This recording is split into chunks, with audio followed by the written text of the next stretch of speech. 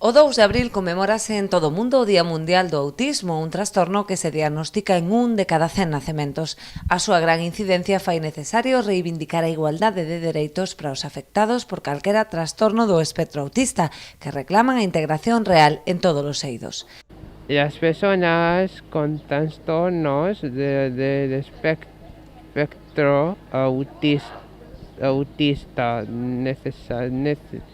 necesitamos que nos garanticen un correcto acceso en igualdad de condiciones a todos los servicios que ofrecemos la comunidad, justicia, sanidad e educación.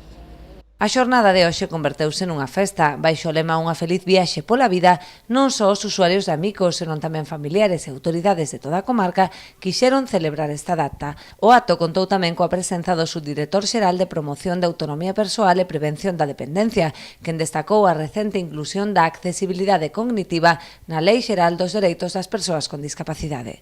Que hoxe tamén celebramos aquí a incorporación, por fin, do dereito de accesibilidade cognitiva á Lei das Persoas con Discapacidade, que creo que se publica hoxe no Boletín Oficial do Estado. Polo tanto, o noso obxectivo está claro. Queremos seguir avanzando para poder chegar a cubrir todas ou a maior parte das necesidades das persoas con autismo, facilitándolles apoios específicos para continuar coa súa educación, para mellorar a súa formación e, finalmente, que poidan acceder a un emprego digno e de calidade, traballando por eliminar os prexuízos que aínda hoxe podan existir na sociedade. O remate dos actos, todos os asistentes deixaron a súa pegada neste panel en forma de mensaxe de apoio á entidade e a todas as persoas afectadas por un trastorno autista.